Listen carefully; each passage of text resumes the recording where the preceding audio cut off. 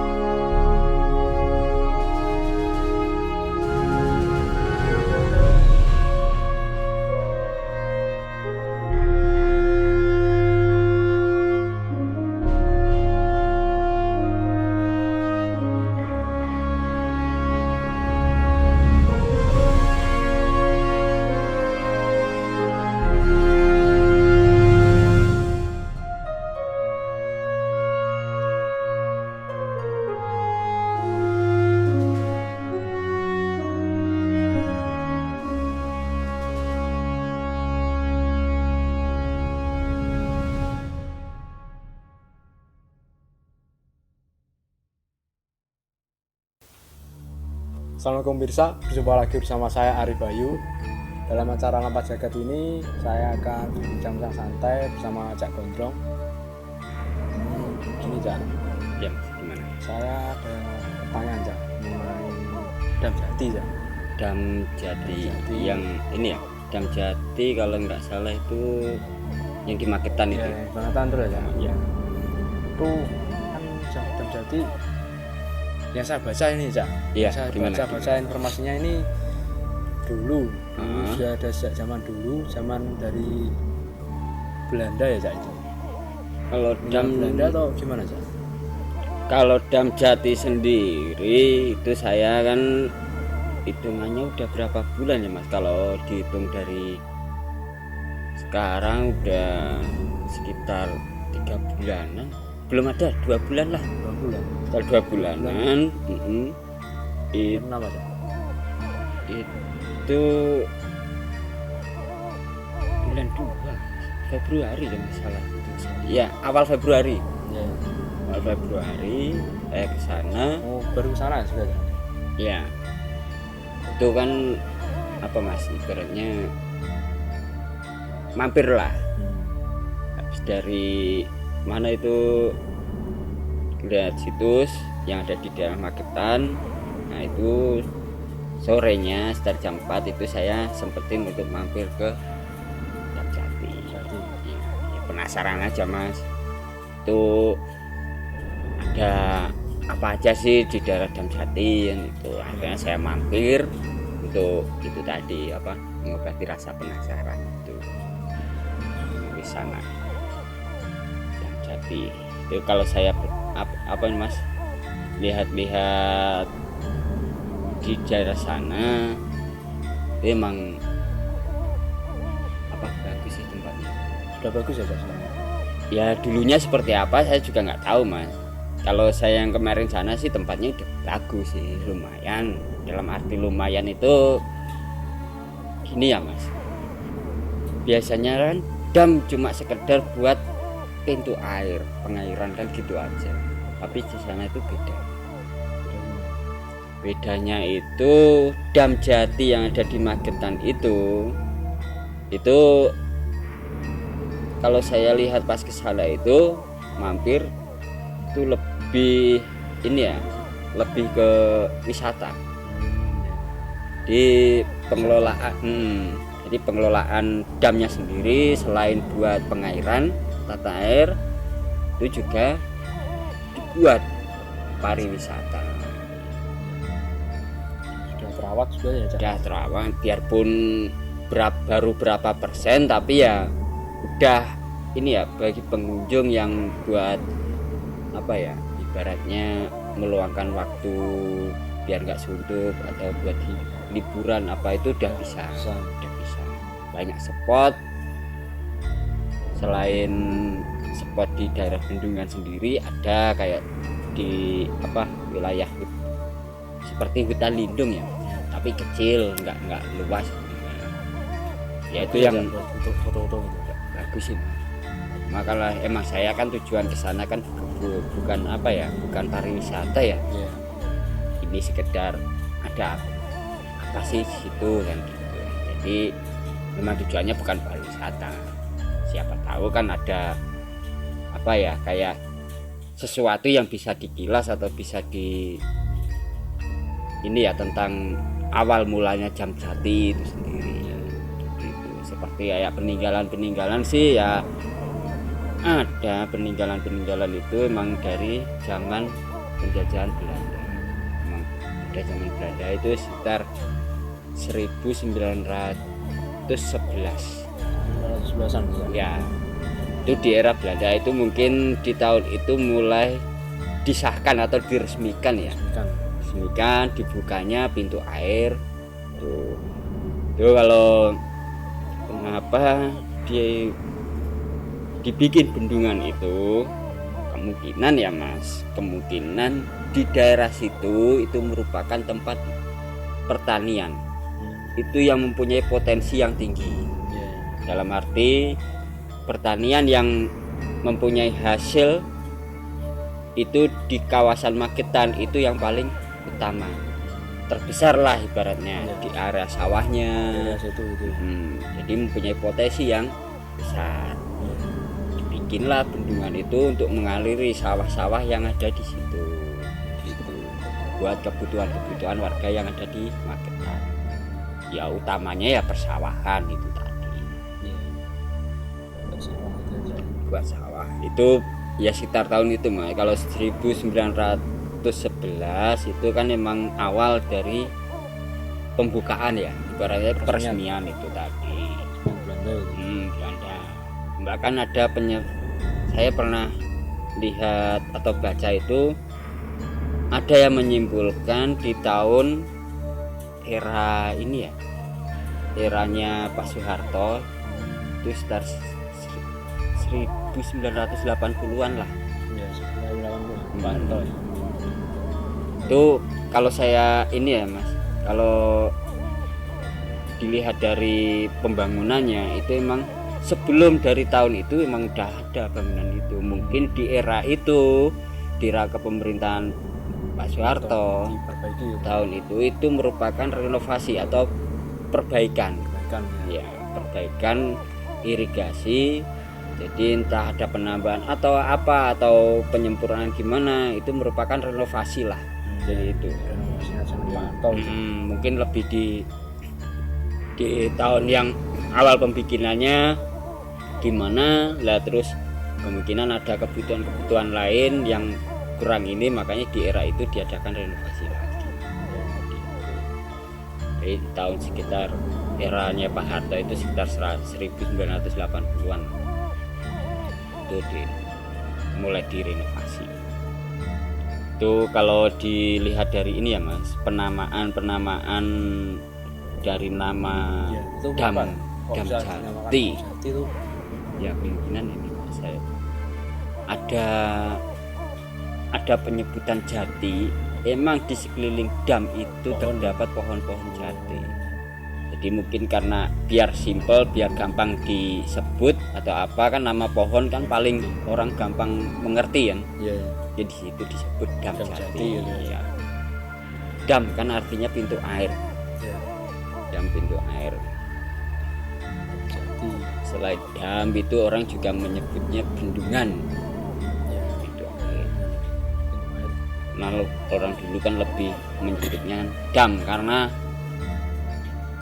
ini Mas, kalau bendungan orang menyebut bendungan itu luas. Kalau dam itu kan ini Mas, dari bendungan, dari kata dam sama ini itu beda. Kalau bendungan itu memang menyebutnya luas. Kalau dam kan paling kali atau sungai bengawan itu dam. Kalau pintu air ini Mas sama pintu air. Ada buat dari jalur itu kan ini Mas, Bengawan Madiun kan, yang lebih dikenalkan Bengawan Madiun. Itu di era dulu emang kan agak turun, itu dari lahan utama itu curam mas. Curam itu ada kalau sekitar 25 meteran dari bawah dam loh ya. Kalau dari atas damnya udah ada jarak paling cuma 10 meter karena udah ada bendungannya, jadi yang sebelah sini lebih tinggi, yang pembuangan ini lebih dalam. Tapi kalau emang lagi kan dulu pernah saya lihat berita juga kan, itu di antara tahun 2007 ya, 2007 ada sekitar 2007 kalau nggak salah, itu pernah lihat berita itu yang apa ya, banjir bandang yang sampai mengakibatkan korban jiwa itu ya, sampai sekitar 40 berapa orang itu yang yang hanyut karena itu mungkin gimana Cak kok bisa ya, mungkin pas waktu, kalau orang sekarang kan lebih gini ya mas, sesuatu apapun yang kiranya menjadi entah itu musibah, entah itu apa bencana, itu kan sebagian besar kan ini mas, seperti jadi bahan tontonan kan, seperti banjir bandang. Jadi orang tuh penasaran ya, ditonton ini. Banyak rame orang cuma menonton banjir bandang itu. Iya. Kemungkinan di jembatan itu rame orang, entah itu melintas. Kalau melintas kan masih wajar ya mas, soalnya jembatan itu kan memang buat lintasan kan. Kalau di situ tujuannya nongkrong, emang ya gimana ya, itu emang udah apesnya dia anggapnya gitu. Soalnya posisi banjir bandang itu kan meluap lebih dari perkiraan banjir sebelumnya. Itu arus yang kenceng, itu bukan air aja mas yang mengalir, dia pun juga membawa berbagai material, entah itu kayu, bambu kan itu kan. Nah namanya jembatan, kalau itu ketabrak ya mas, sebenarnya ketendang sama bambu entah apa, lama-lama kan ada getaran, dorongan kan bisa roboh kan, di atas hanyut. Kami di situ itu selain orang mas, orang yang hanyut itu ada beberapa motor dan mobil yang jadi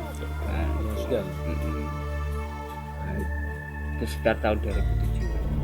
Jadi saya udah lama sih beritanya, itu sekitar 40 berapa orang gitu, yang jadi korban itu. Cuma yang meninggalnya entah dari semua korban itu meninggal dunia semua atau gimana, emang saya nggak terlalu ini ya, soalnya emang cuma lihat dari berita aja.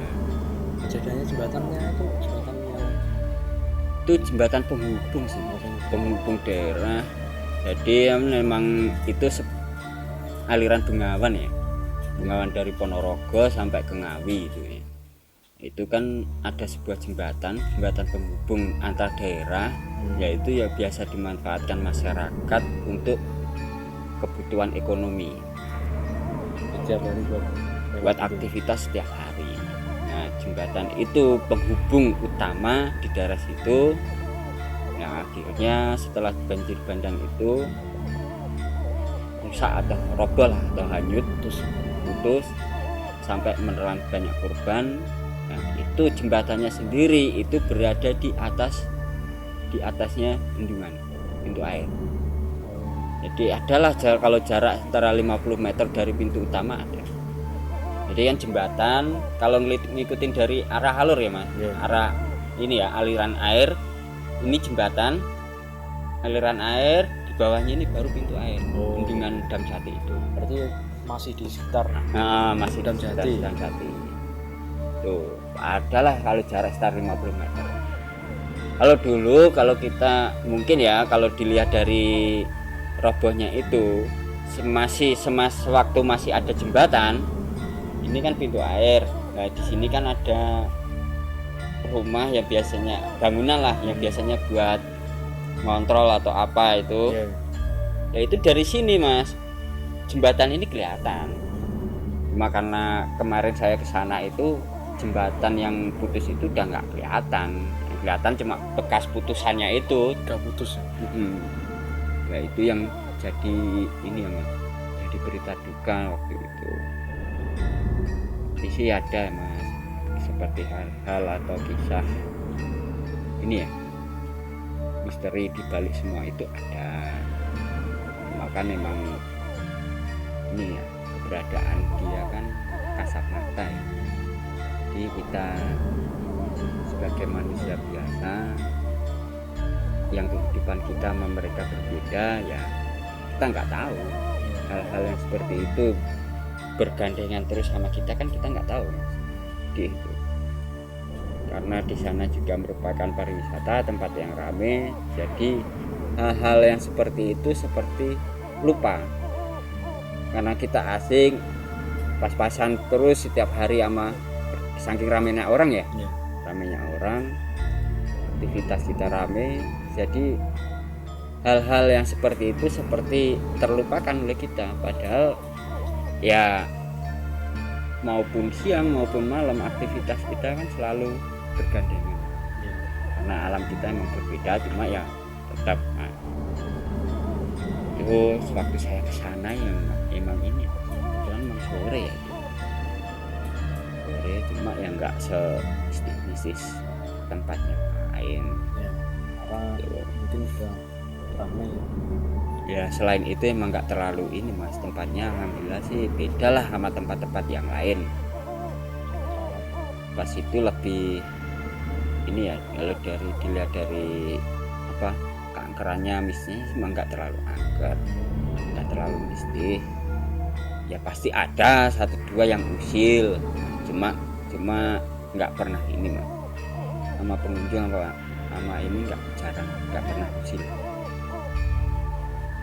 Ya mungkin sekarang ini lebih tempatnya lagi lebih ramai, lebih ini ya, semua orang yang nggak takut, kecuali posisi masih seperti kayak dulu, masih apa adanya itu kan. Paling yang ada di situ ya penjaga pintu air, orang sekitar mah yang melintas saja, yang mempunyai kebutuhan tentang sawah atau apa gitu.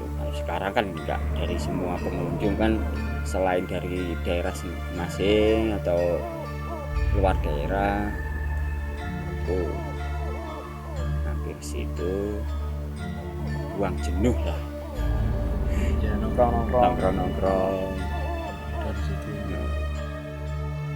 Itu ya kenapa disebut Dam Jati ya, kemungkinan itu mas, banyaknya pohon jati yang berada di situ.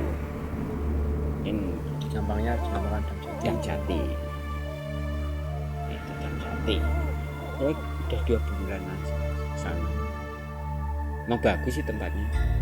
Ya kalaupun sekarang dibuat pariwisata ya, itu kan semakin penataannya semakin rapi, semakin bagus ya, semakin ramai.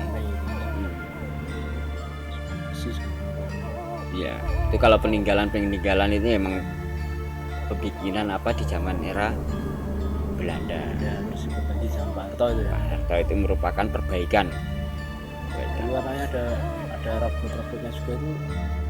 Nah, yang dimaksud robot itu bukan ini ya mas, bukan robot. Ya, robot canggih. Robot canggih ya, bukan berupa robot ini, bukan mas. Itu motorik. Robot itu motorik itu penggerak, alat penggerak yang buat kalau di bendungan itu biasanya buat tutup pintu air ataupun buat penyapu ranting atau kotoran. Tuh. Itu yang disebut robot. Jadi robotik. Jadi bukan robot berupa robot yang biasa orang ngerti, itu bukan. Kalau penyimpulannya orang kan karena pergerakannya dia dengan apa ya, listrik otomatis itu disebut robot. Kan kebanyakan bendungan biasa, yang lainnya kan kebanyakan manual. Itu kecanggihan di situ yaitu pergerakannya itu robotik. Jadi dibantu dengan apa ya? Dengan alat-alat yang canggih itu tadi. sekarang masih ada itu? Itu sekarang masih ada Mas, cuma pas saya ke sana itu emang udah nggak berfungsi seperti dulu. Cuma alat-alat dari semua itu masih ada. Jadi seperti yang di ujung ya Mas, kan ini pintu utama. Ini kan dia ada berapa pintu air, yaitu sekitar 4 ya. Ada 4 pintu air, yaitu kan kalau Mas Bayu ke sana itu pintu utama kan bendungan ya. Di sini kan pintu air. Nah ini ada 4. Ada 4, nah itu mengalir di tiap masing-masing kanal aliran. Masing-masing aliran itu ada 4. Itu seperti sirkuit Mas. Kalau kita lihat seperti sirkuit hitamnya ya seperti itu, cuma dia aliran air ya kemungkinan buat ini ya Mas, air yang dibuka dari pintu air yang mengalir itu harusnya biar nggak terlalu ini, jadi dikasih berapa aliran itu kan biar mengatur arah aliran itu biar teratur, biar nggak meluber kemana-mana atau enggak uapan dari air tersebut itu nggak terlalu ini, jadi tetap biasa. Jadi itu mungkin dia dibikin seperti sirkuit emang gitu Mas. Itu juga lumayan dalam Mas. Lumayan dalam kan itu. Nah, itu pisah di jembatan.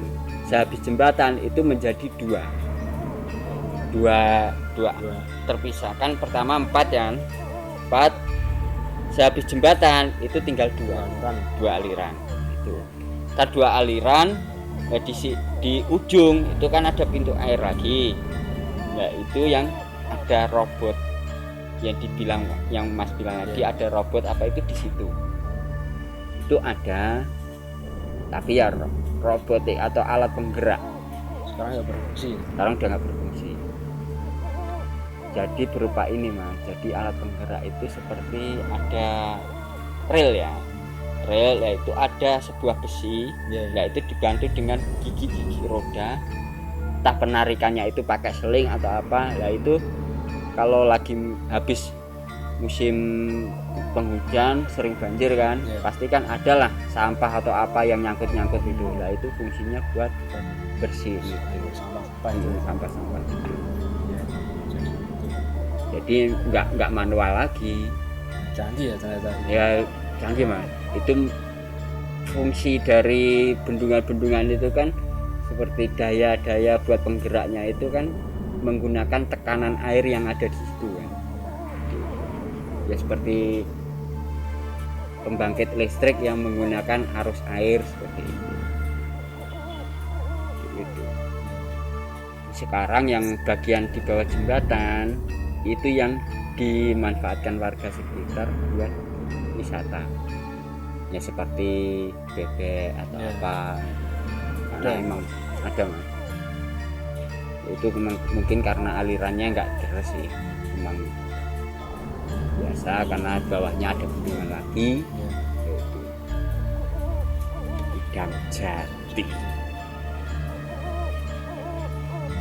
Terus apa Mas, seperti ini ya? Malam sih saya emang belum pernah sih. Pas malam itu rencananya emang pengen malam kan, karena emang apa ya, buru-buru mau balik kan, akhirnya nggak bisa sampai malam kan. Pengen tahu sih suasananya malam tuh seperti apa kan gitu kan, apa emang masih rame pengunjung. Masih penasaran Mas, soalnya apa, satu, tempat wisata seperti itu kalau emang udah dibikin fasilitas ya, itu tanpa ada penjagaan 24 jam. Ya tahu sendirilah Mas. Hawa sekarang kan, enggak hawa sekarang, hawanya orang ya. Itu memanfaatkan tempat-tempat sepi gitu aja. Yang dimana menurut dia itu aman. Aman dalam arti apa? Meluapkan nafsu, lawan nafsu apa yang menjadi birahinya kan, seperti itu kan.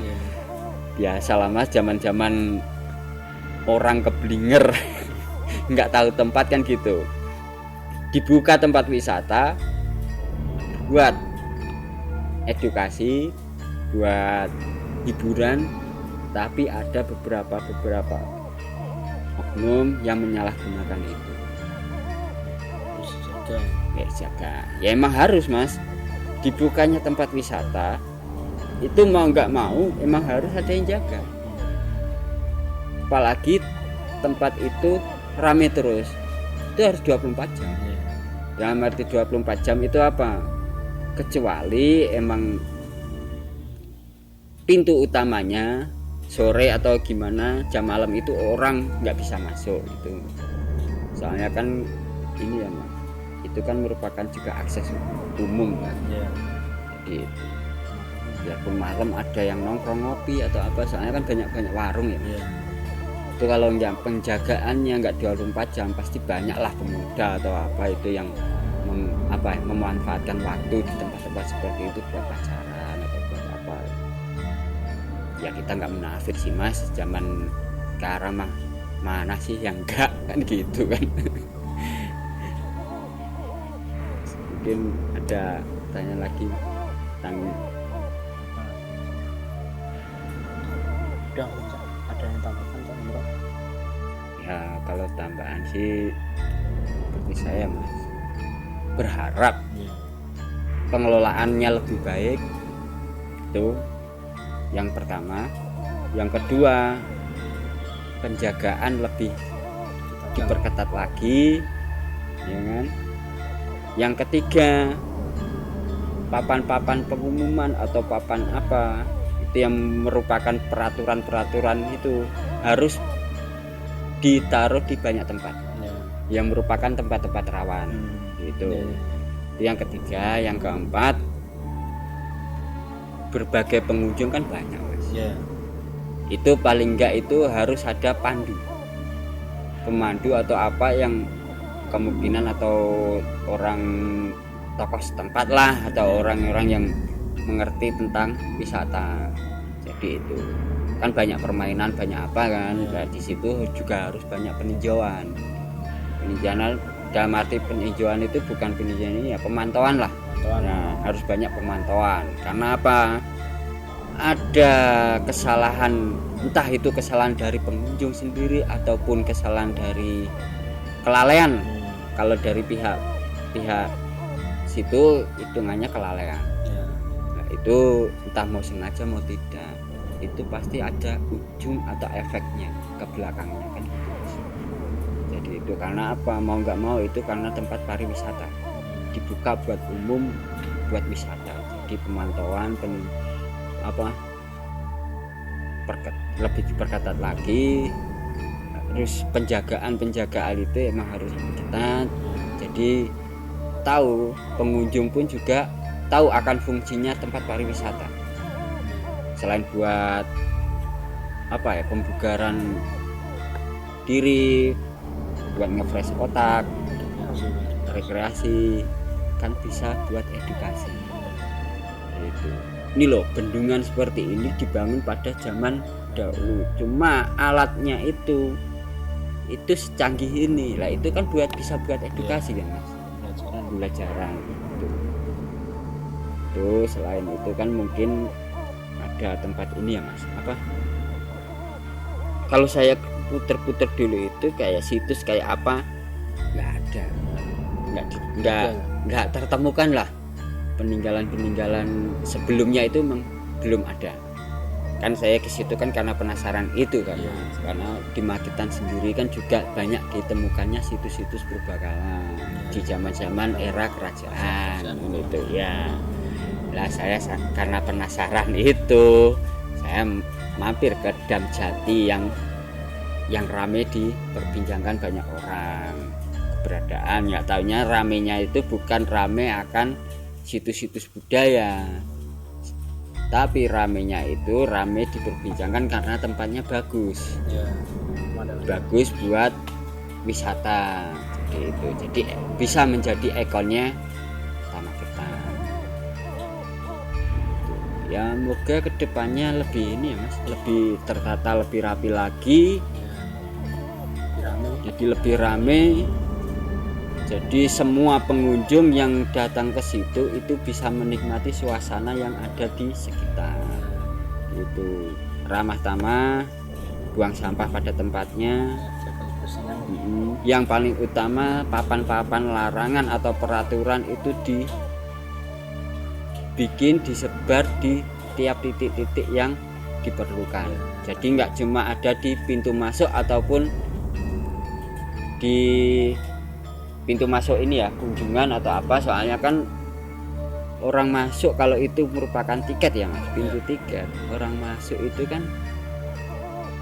sekedar bayar tiket udah di situ kan masuk. Jarang lah orang itu membaca tentang peraturan itu jarang. Ya karena biarpun gimana Dam Jati itu merupakan warisan juga ya mas, warisan dari zaman dahulu ya, emang harus dijaga sampai sekarang biar terus bisa dimanfaatkan buat pengairan. Karena itu yang kalau ini ya mas, saya lanjut lagi yang tentang sungainya tadi. Itu kan kalau saya sendiri itu sungai besar ya, sungai besar yang aliran dari Ponorogo sampai ke Magetan itu berujung sampai Ngawi. Sampai Ngawi itu kalau saya sendiri bisa sering menyebutnya itu Bengawan Madiun. Ya ada, dia di Ngawi itu bertemu dengan Bengawan Solo. Solo ya yang melintasi itu mas, apa kalau Bengawan Madiun yang melintasi Benteng Pendem itu ya sama, itu bertemunya di situ. Sampai bermuara di Perak. Itu juga ini mas, dulu kan pernah banjir bandang itu kan banyak daerah itu nggak cuma ini ya, nggak cuma Madiun, Magetan, Ponorogo, Ngawi pun sampai Bojonegoro sampai Gresik itu pun juga ini mas, apa terdampak di banjir bandang itu. Emang banyak daerah yang terdampak akan luapan air itu. Di Ponorogo kebanjiran, Magetan kebanjiran, Ngawi kebanjiran, Madiun juga. Pokoknya daerah-daerah yang dataran rendah itu banyak yang kebanjiran. Karena apa? Kalau daerah Ngawi itu dibilang lebih dampaknya lebih besar itu karena berada di dua aliran. Jadi aliran Bengawan Solo sama Bengawan Madiun. Itu sampai Bojonegoro sampai ini banjir semua. Iya. Itulah, itu musibah alam seperti itu. Nggak bisa diprediksi, pencegahannya pun juga sulit. Gitu. Dia waspada,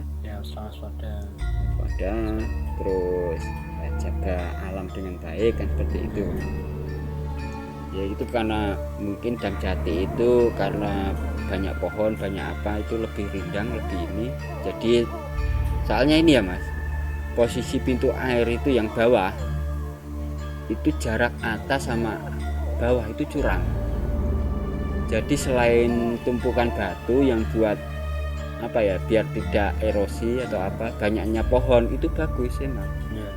Jadi akar-akar itu bisa mencekram tanah yang ada di sekitar. Jadi biarpun ada hujan deras apa, tanah itu nggak mudah ke bawah air. Apalagi permukaannya padat, tanahnya padat, banyak pohon, banyak apa, lebih bagus. Apalagi pinggirannya terdapat banyak bambu, itu lebih bagus lagi. Gitu.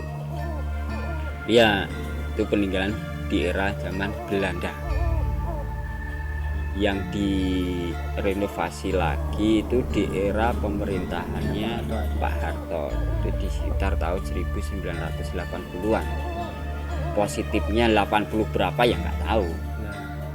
Itu. Kalau selainnya itu nggak ada sih mas, mungkin ya cuma kalau hal-hal yang misteri, hal-hal apa ya ada, cuma nggak seperti tempat-tempat lainnya yang aura-aura mistisnya itu terlalu kental. Kalau di situ biasa-biasa aja sih mas.